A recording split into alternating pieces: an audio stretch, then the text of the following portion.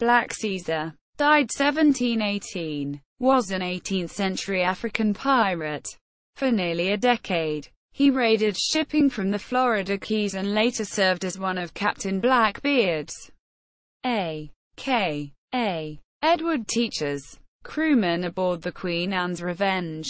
He was one of the surviving members of Blackbeard's crew following his death at the hands of Lieutenant Robert Maynard in 1718. Caesar's Rock, one of 3 islands located north of Key Largo, is named in his honor, and is the present-day site of his original headquarters. Biography. According to legend, Black Caesar, according to traditional accounts, was a prominent African tribal war chieftain, widely known for his huge size, immense strength, and keen intelligence. He evaded capture from many different slave traders. Caesar was finally captured when he and 20 of his warriors were lured onto a ship by a slave trader, showing him a watch. The trader promised to show him and his warriors more objects which were too heavy and too numerous to bring on shore if they came aboard his ship. He enticed them to stay with food, musical instruments, silk scarves and jewels. However, he had his men raise anchor and slowly sail away. When Caesar discovered what was happening, he and his men attempted to charge their captors but were driven back by the well-armed sailors, using swords and pistols.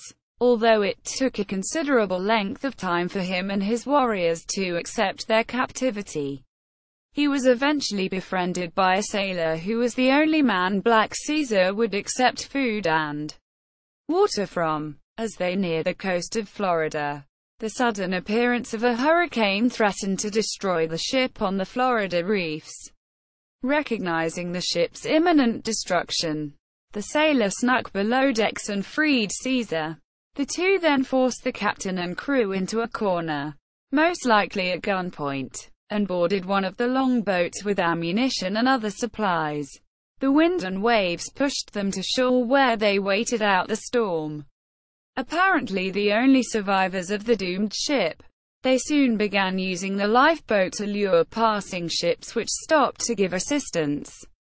While posing as shipwrecked sailors, they would sail out to the vessel offering to take them aboard. Once they were close to the vessel, they brought out their guns and demanded supplies and ammunition, threatening to sink the ship if they were refused. He and the sailor continued this ploy for a number of years and amassed a sizable amount of treasure which was buried on Elliott Key. However, he and the sailor had a falling out over a young woman the mate had brought back from one of the ships they had looted. Fighting over her, Caesar killed his longtime friend in a duel and took the woman for his own. He began taking on more pirates over time and soon was able to attack ships on the open sea. He and his crew were often able to avoid capture by running into Caesar Creek and other inlets between Elliott and Old Rhodes Key and onto the Mangrove Islands. Using a metal ring embedded in a rock, they ran a strong rope through the ring, heel the boat over, and hide their boat in the water until the patrol ship or some other danger went away. They might also lower the mast and sink the ship in shallow water, later cutting the rope or pumping out the water to raise the boat and continue raiding. It is thought that he and his men buried 26 bars of silver on the island. Although no treasure has ever been recovered from the island, he apparently had a harem on his island, having at least 100 women seized from passing ships, as well as a prison camp which he kept prisoners in stone huts hoping to ransom them.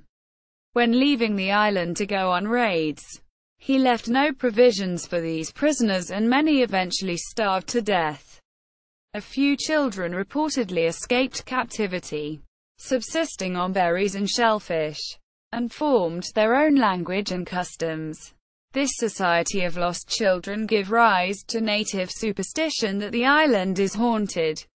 During the early 18th century, Caesar left Biscayne Bay to join Blackbeard in raiding American shipping in the mid-Atlantic.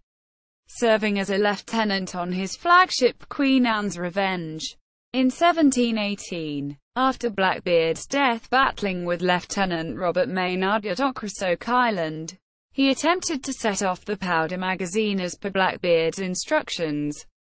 However, Caesar was stopped by one of the captives who tackled him as he prepared to light a trail of gunpowder leading to the magazine.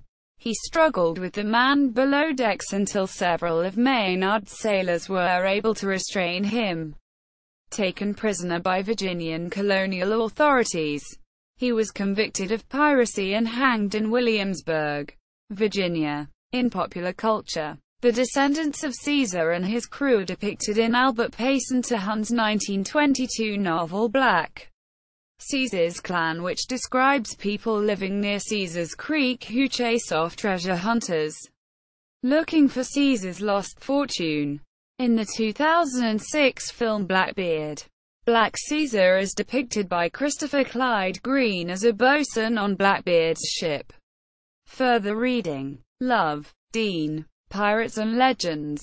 Florida Keys Magazine. First quarter. 1981. 10-14. True. David O. Pirates and Treasure Trove of South Florida. Tequesta. The Journal of the Historical Association of Southern Florida. 1947. 3-13. Woodman, Jim. The Book of Key Biscayne. Miami. Miami Post. 1961. Queen Anne's Revenge. Archaeological Site. North Carolina Department of Cultural Resources. Piracy Worries in Pirate Pursuit. Blackbeard. Baltimore Sun. Out to Sea. Elite Magazine.